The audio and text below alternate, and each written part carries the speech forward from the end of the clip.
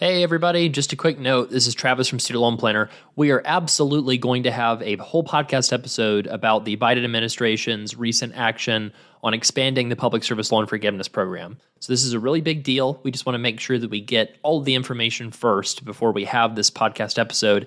I would expect that that's going to come out next week. So today we're going to do our regularly scheduled podcast episode, but stay tuned, keep listening weekly. We're going to have a massive amount of updates about all the flurry of activity that's going on with student loans right now. So thanks and enjoy this week's episode.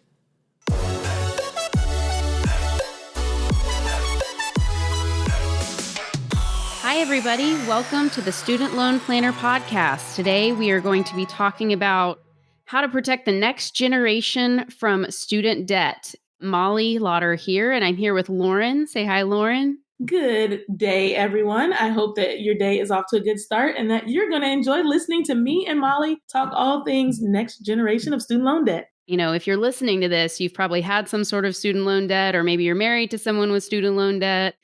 What happens with the next generation? It certainly hasn't gotten better over our generation. So we're filling in for Travis today to just talk through some of the issues around whether you have kids or think you might have kids in the future, or maybe you already have young kids. What are some things you can do to protect them from this massive debt burden that a lot of us are leaving school with? Yeah, and I think an important point is even if you don't have kids, our actions will affect those who come behind us. So this next generation will be affected by all that everyone does, economy and consumer-wise. So this is an important topic for everyone. Let's say if anybody's listening right now and they are thinking about having kids, or maybe they have grandkids they're thinking about, what can we do from day one or even the 10th birthday of a child that can help get ready for college? Let's start kind of at the beginning. Well, from the very beginning, I would say save a little. Think about when that child is born and just putting aside $25 a month, even if it's not with an intended purpose. I have many clients that open up a savings account and just say, I'm just going to get started putting something aside, and then I can decide what I'm going to do with it later or what my child might need it for later. So it's never too early to save, and there's never too little to save, I think, as a starting point. Yeah, I think the habit is important. You know, the structure that both of us talk about in our lives outside of Student Loan Planner would be a 529 plan. And I was actually looking in anticipation for our call together today to see, we live in 529 land where this is sort of a common thing for us to talk about. But I was looking at an investment news article, and apparently Edward Jones had a study done that only 36% of Americans were able to identify a 529 as an education savings tool. And only about 20% of parents say they have used a 529 or are even planning to use one. So even though we think these are pretty common types of accounts, I think it's probably important to talk about what a 529 is. Every state, to my knowledge, has one. So, for example, Lauryn, we live in Texas and we don't get any benefit from a state income tax perspective because we don't have that right now so far. So we can choose any state's plan. But some states have benefits from a state tax perspective of using their particular 529 plan. Basically, if you're in a state that doesn't have state income tax, you can kind of shop around and look for the cheapest, or look for an advisor to manage a 529 for you, or try to sort of automate it and do it yourself. There's a lot of 529 plans out there, and companies like Vanguard or American Funds, or pretty popular companies, offer these 529 plans. I don't know if you have any thoughts on that. Yeah, I think the important parts about a 529 plan, if you're new to it, is that it's for education expenses. So when your child makes it to the point of going off to life after high school, generally the 529 plan has been meant for that post-high school graduation kind of education. However, now you can actually use it for the, elementary, what do you call that? Primary. K through 12. Right, K through 12 education. And so there's education expenses now and there's education expenses later. So one of the things I always hear people talk about is, what if my kid doesn't go to college? What if they do something different? Well, one of the things that you can think about is 10 years old, they become a piano prodigy, and now you think they're definitely going to get a scholarship, as you can start using that for private schooling, from 10 to 18 and start drawing down on that account. So there's lots of strategies to be used. Yeah, I don't know about your opinion on this. Generally speaking, with the clients that I work with, probably don't tap into it for K through 12 if you can handle that from a cash flow perspective. Because just like a retirement account where we save some money up front and then it grows dramatically over time, we want to give that money you invest when your baby is 0 to 5 as many years as possible to grow so that it's available for college. Just looking at some of the financial planning software out there, we're estimating the average cost of a public college in school is about $25,000 to $30,000 a year today. For a private school, it's $45,000 to $60,000 a year. And so I think when we're talking about debt for the next generation, so far the numbers aren't looking any better. The inflation is still going to be kind of ridiculous. Inflation is a thing, but I think there's some things you can do to mitigate that as well. And I always say, get out there and have your voice be heard. So it sounds a little cliche, but it does matter that we chip in as a community and start talking about how poor the education system is from a standpoint of cost. So when time comes around for you to be able to vote, we know that the system is broken, and Travis talks about it all the time. So, writing to your congressman, making sure that you show up at the polls on the day that something is going to be there to be voted on is an important part of us revamping this system as it is. But these 529 plans, I think, are a great way to kind of be able to mitigate the risk of what is it going to cost for my child to go to education. And I think it's better to start, maybe you don't fund the full education, but it's important to be able to put something aside and say, all right, we're working on this. We're headed in the right direction, because as you were mentioning, the compounding interest aspect of it, or the compounding earnings aspect of it, is a really key feature. Get started now. So there's a couple of different ways to do this 529 universe. You can, for example, open a Vanguard account and save $500 a month or something like that. There's also something called a prepaid plan based on if you grew up in Texas and you went to a certain college in Texas. I will keep that anonymous, but there are some big college fans in every state. But say, for example, that your kid is going to the college you went to, and that is a public school in Texas. You can prepay the tuition earlier rather than later. The positive of that is that you're going to lock in how much you pay for college, and you can buy a certain number of units, or there's different ways to do it. And most states offer this, if not all. The downside is if your kid decides to go to Harvard instead of your Texas state school or whatever state you're from, you can roll some of that money out. But generally speaking, it's not going to be the dollar value you were hoping for. Generally speaking, what I say about prepaid plans is unless there is zero doubt in your mind that the kid will go anywhere else, probably choose a more traditional 529 where you're just saving money for any amount of school. And that's for tuition fees, room and board, a laptop for school. I mean, the definition of what it pays for is much more broad. The other benefits are all of the earnings within the 529 grow tax-free.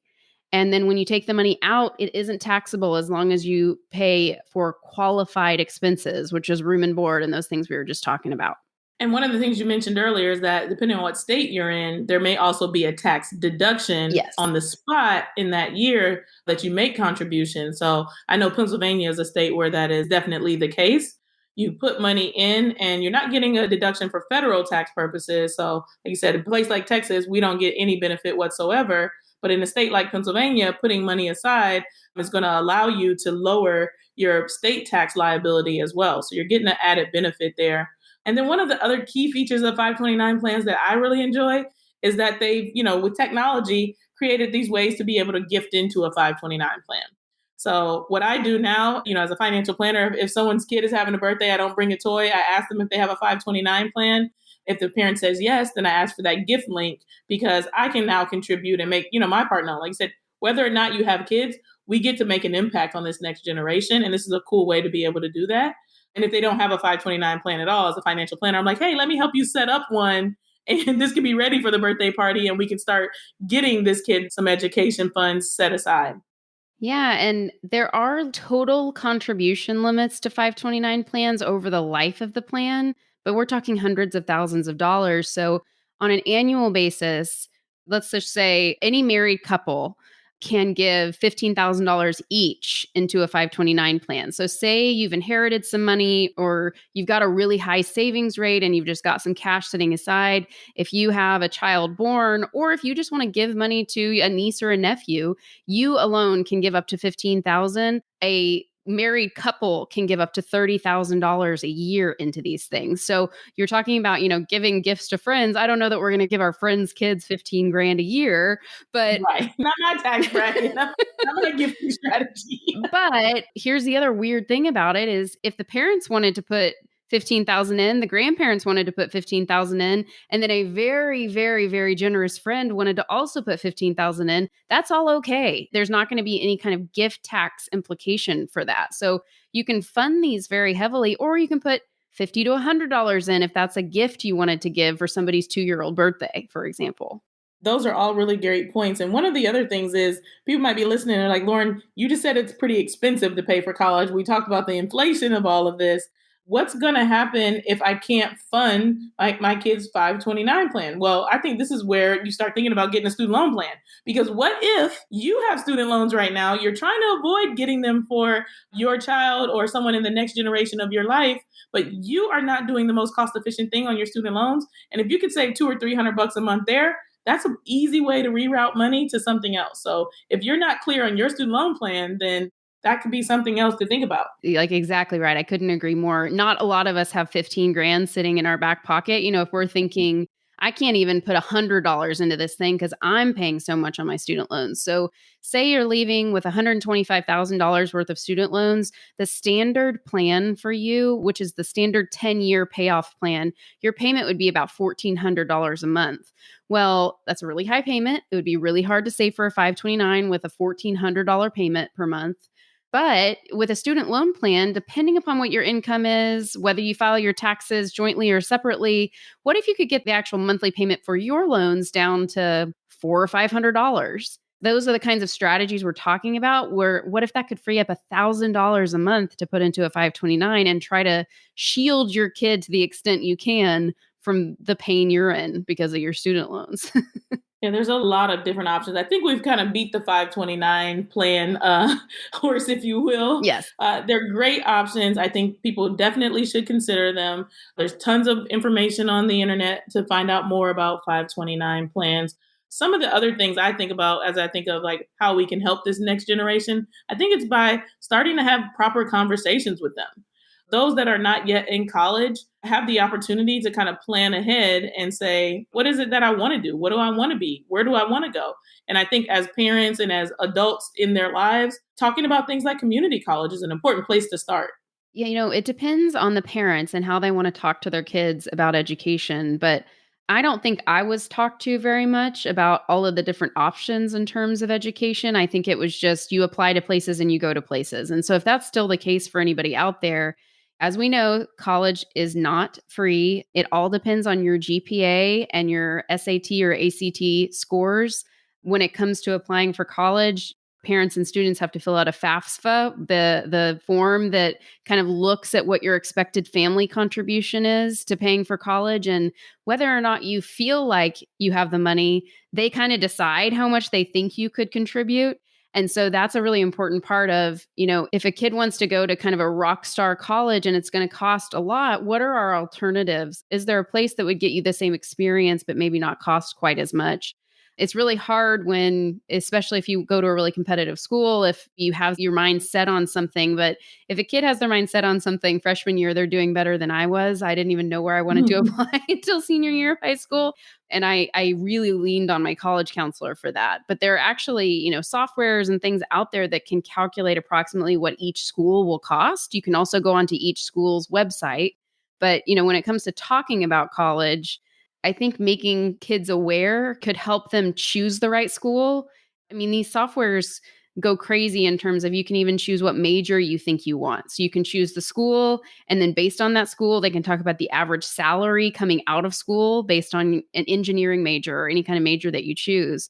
So there's a lot of help tools out there that I'm not sure people are aware of, but I think involving your kid in that conversation can be really helpful in terms of how do we narrow down which school we want to choose. And community college is a great point. If I love to work on cars, or I love certain kind of trades that can be accomplished, or you can get the education you need in more of a junior college or community college or even a trade school, I don't know that you have to go to the traditional path of you have to go to college and then you have to go to grad school. And probably a lot of our listeners are cringing hearing that. And I did all of those things. So I totally get it. But I think that every senior in high school is different. And there might be a path that they want to take that doesn't require taking on all this debt. Yeah. And when I think about community college, it's not even so much that you have to only do community college. What a lot of people doing now as a strategy is taking the first couple years and attending a community college. You get those basic courses out of the way, and then they go off to big school XYZ. So now they only have 2 years at big school XYZ to pay for, much more affordable. And guess what? When they get the degree and someone's looking at their resume, they graduated from big school XYZ. It doesn't say community college plus big school XYZ. You got the big name on your resume, and that's where you ultimately ended up graduating from. Exactly. So it's a great strategy to use. And I think we also kind of just need to normalize it being okay. Like, community college is not a bad thing, just like public school is not a bad thing. It's what's the right fit for the person that is getting ready to get this education. Speaking from personal experience, I transferred twice during college, and one of those was one semester at a community college. I'll tell you that I transferred from USC in California, and I moved to Austin, Texas, where I went to Austin Community College for one semester. Almost nothing transferred from USC. Not almost all of my community college credits transferred. So that's something that I started in architecture. I decided I didn't want to do architecture. So it's just really interesting that community college, this was the first time when I got out to California that I experienced a lot of people, at least in Southern California that I talked to, mentioned that it's normal to go to junior college or a community college for the first couple of years. And it makes total sense because all of those general credits, your English and math and things like that, will generally transfer to any school, which is really nice rather than something specific like architecture that cannot transfer. This brings us back to the point of communication being such an important piece of the puzzle, to have those conversations with your children about the various ways that things could go and to consider it. We don't know what tomorrow holds for any of us, but having conversations about the possibilities will help them make more educated decisions. And I think the other thing too is sometimes putting your pride aside as a parent because you weren't able to save in the way that you wanted to. And you're like, well, my kid got into big school ABC and I just got to figure out how to take care of it. Because what happens then is you can borrow a certain amount of loans federally for your undergraduate degree. However, it's very limited. So what ends up happening is either that child takes on private debt to be able to cover big school XYZ, or you take on Parent Plus loans as that prideful parent that says, my child deserves to go here. And now you might be 6 figures in debt in your late 40s, early 50s, maybe even closer in your 60s and getting ready for retirement. And it throws off your retirement plan because you have 6-figure debt because you really, really wanted to be able to give your kids this opportunity. The conversation starting in middle school, continuing through high school, can help set expectations for them. And good parenting is maybe not falling on the sword for them, but showing them that there is a cost to education. There's a cost to the decisions you're going to be making. And so you want to all make those decisions together as a family, and communication is a key aspect. Yeah, we see a lot of consults, generally speaking, more frequently than we'd like, or at least I've seen a lot of these where the parents are maybe 3 to 4 years from retirement.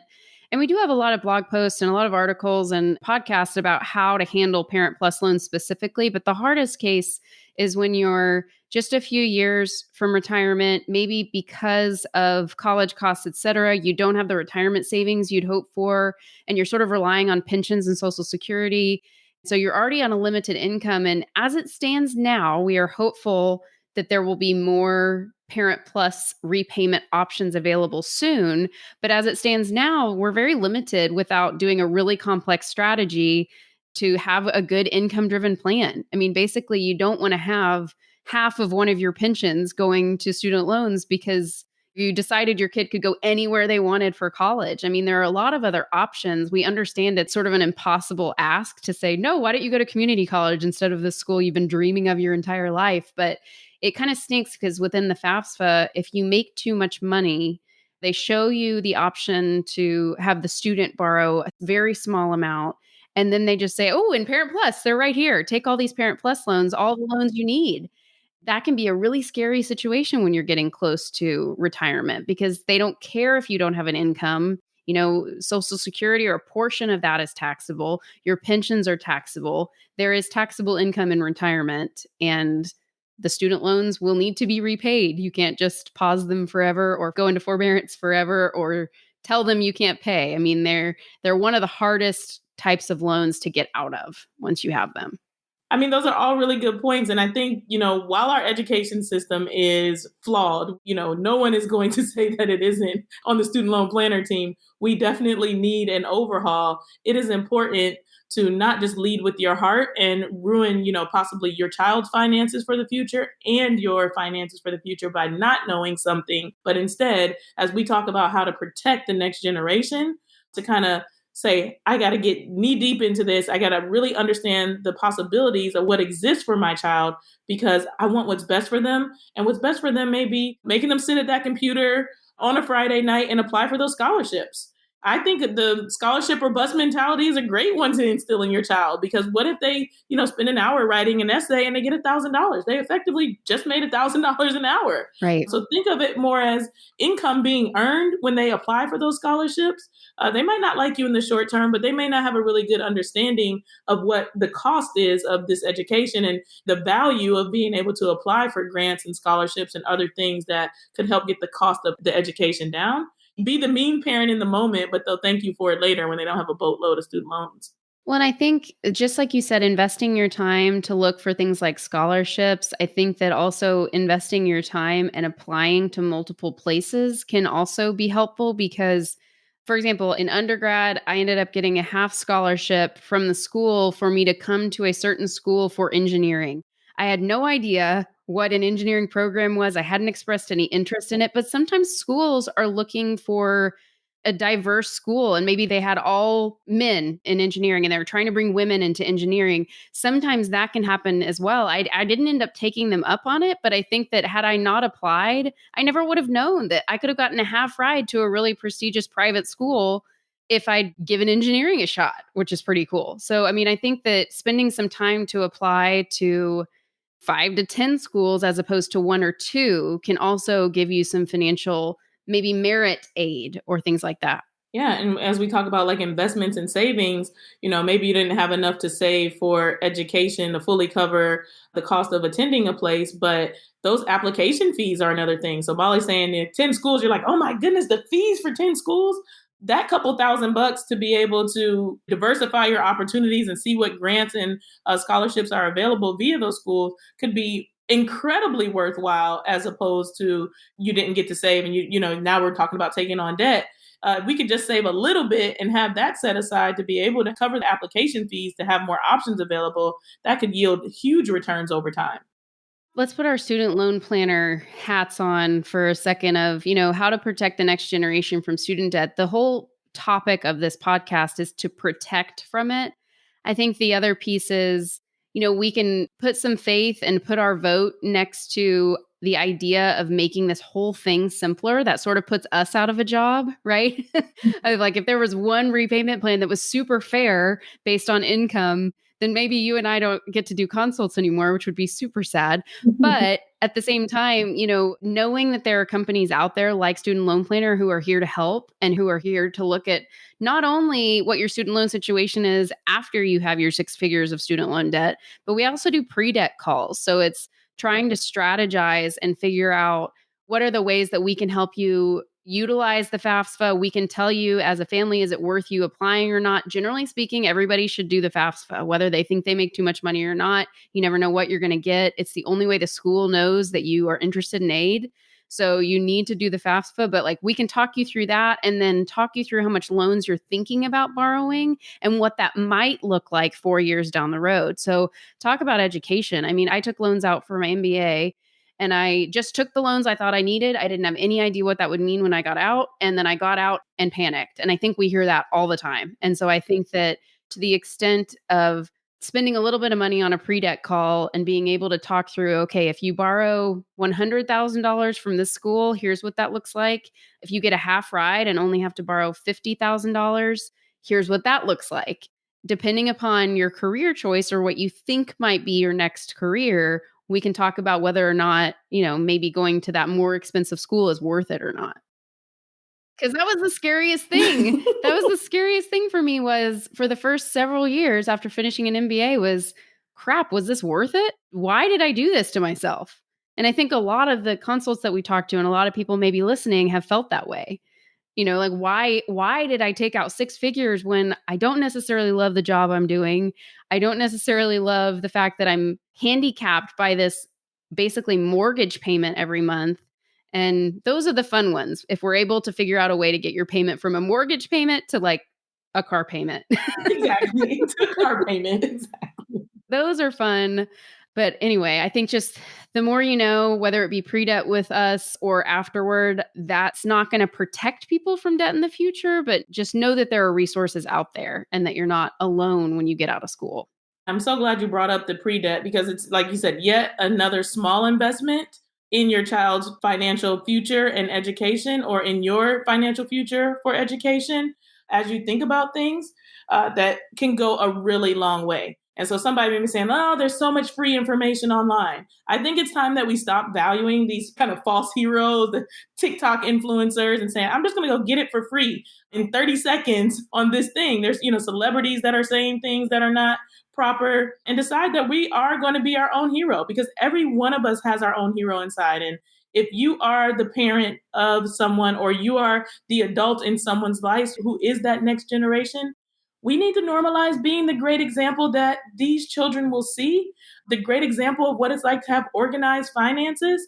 We don't want that do as I say, not as I do thing to be carrying on forever, because we know that they're seeing what we do. And so if we are leading by example and saying, hey, it is worth investing in yourself, and I'm going to invest in you to help you get the information that's necessary, they're going to see that and value it in the future going forward, and they can make better decisions in all aspects of their life. What would you say were your best one or two lessons you learned about money growing up, if any? I think for me, it was the work aspect of it, that in order to receive income, you have to put in some level of effort, which is yet another thing that's all the rave right now, is this passive income. That money's just going to fall out of the sky if you mailbox money. Yeah. Get rich quick. They're all over the place. But, my work ethic, I think, was the biggest thing, is that I'm willing to do, 3 different jobs in order to make sure that I can meet whatever my goals, my vision, and my values are, versus I'm going to do this one thing now and hope that I get rich later, or, try to put all my money in this one thing and hope that I can catch up. It's really about this idea that I'm earning. And then with what I earn, I have the responsibility to make sure that I set some of it aside and do something responsible. Be a good steward of my money, basically, is the thing that was always said in our household. Put some money aside, make sure that you're organized. But first step is go earn an income. And I think it's given me the confidence, later on in life to, be able to ask for what I feel is my value and my worth, and negotiate, because the work that I'm doing is hard work and it's valuable. So how do I get compensated accordingly is another thing that I think I learned from childhood. Yeah, we were listening to a presentation recently about the amount of blogs that are actually successful. What was it, like 1% make more than $10,000 a month or something like that? I mean, when you see things on TikTok or any kind of celebrity that gets $1 million for one ad on Instagram or something like that, that is 1% of the 1% of the population. And so, yeah, it's just not a hard work is part of the deal. I mean, it has been for generations upon generations. I think we live in a very interesting and strange time where we're seeing people who are putting lip gloss on and making money doing that. I mean, it's just a crazy time to live in. But I would say the biggest thing that I was taught growing up, which is interesting based on the fact that I'm a student loan planner consultant, was that I was basically allergic to debt. Like, if you can avoid any kind of debt, and that was as a result of my parents. There was a time when credit card interest was deductible on your tax return. What? And so everybody was using their credit cards like crazy. So once that stopped, once that tax benefit turned off, like, what a way to stimulate the economy, right? Just have everybody rack up credit card debt. That is fraudulent. I never do this. Yeah.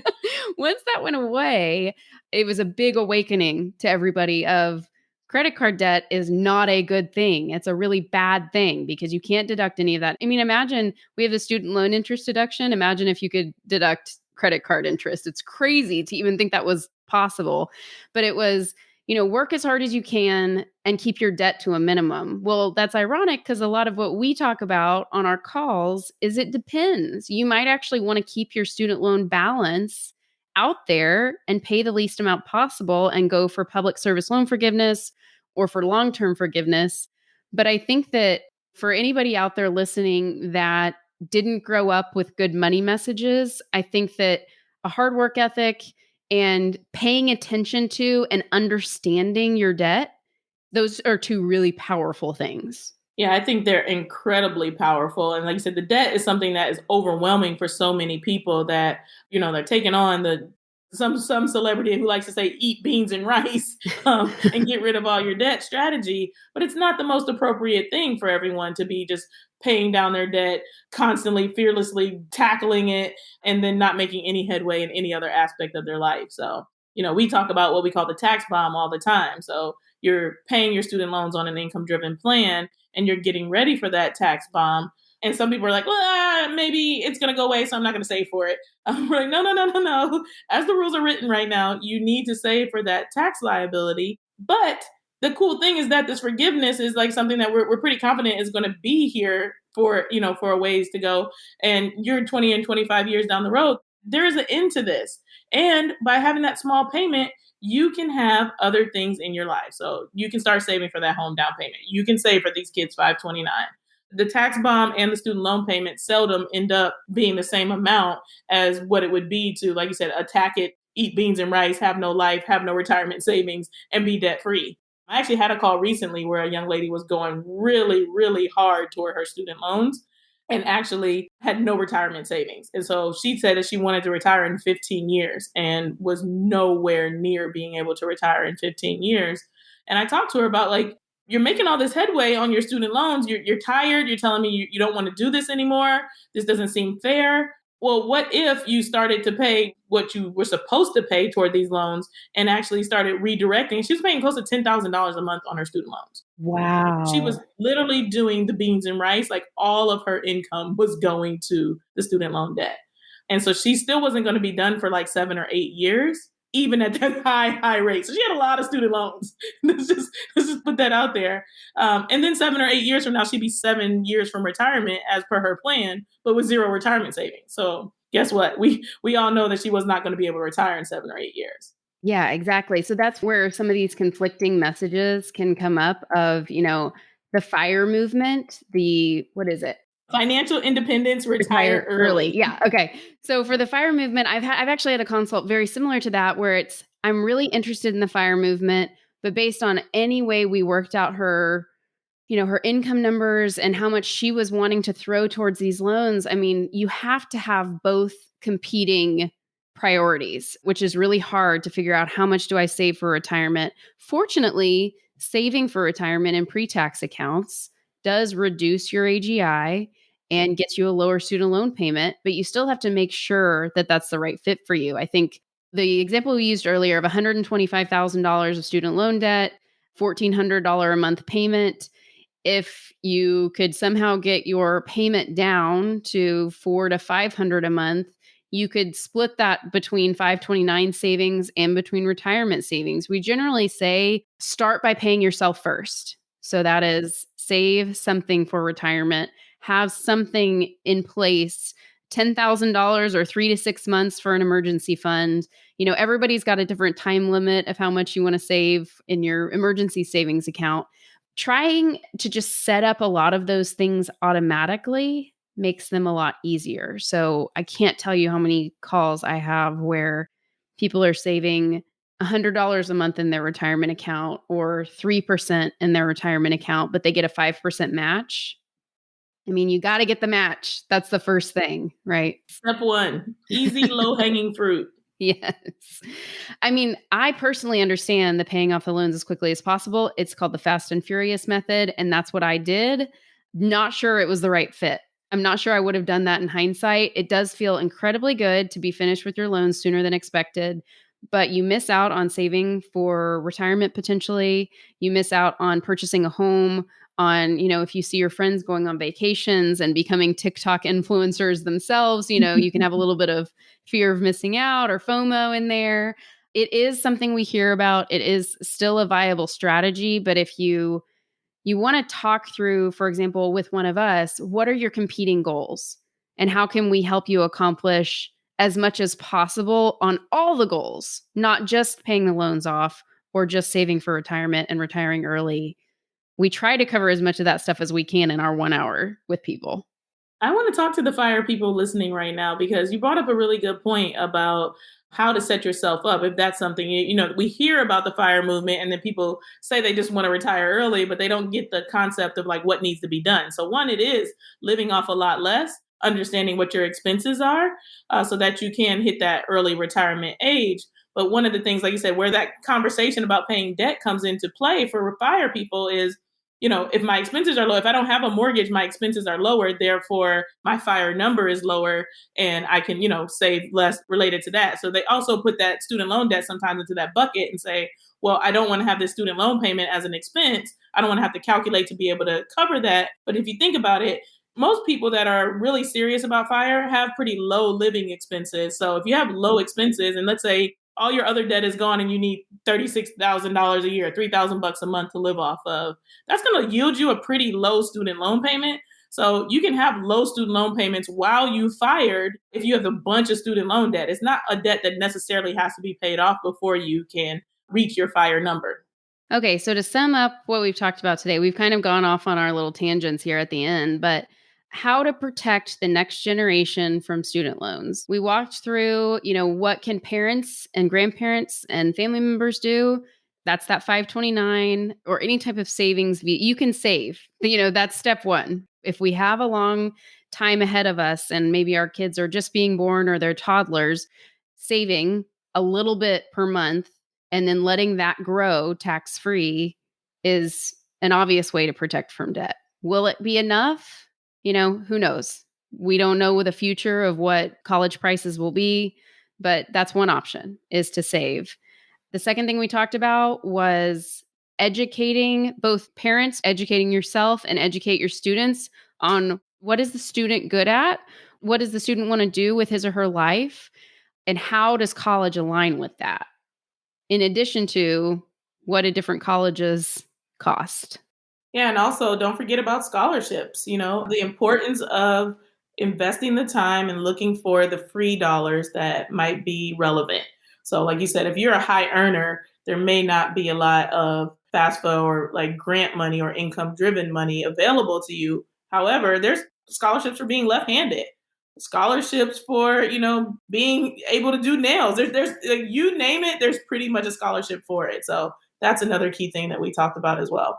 Absolutely. I think that, the importance of voting and of paying attention to how this is being talked about, given the administration that's currently in office, do what you can to try to control or curb the cost of college. This has got to be something that in the next 30 years is going to continue to be incredibly important, because right now we're seeing with the millennial generation that people are delaying what they're saving for retirement. They're delaying buying houses. There's a huge economic impact to the debt that's hitting the millennial generation right now.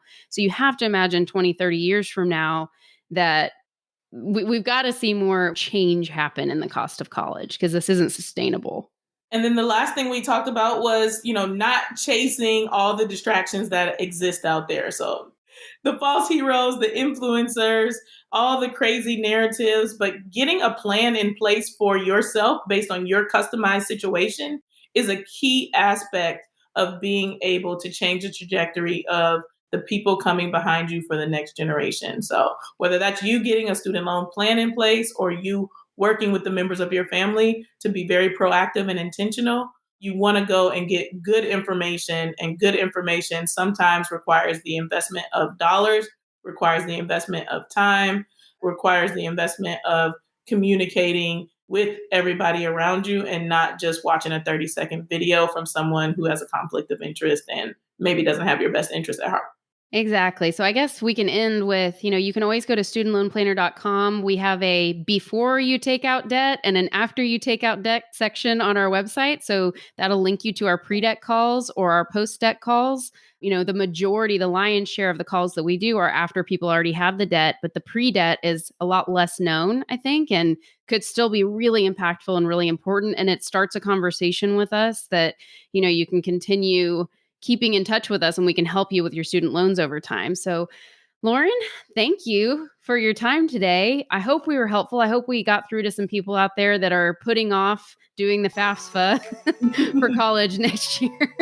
And thanks everyone for listening. Take care.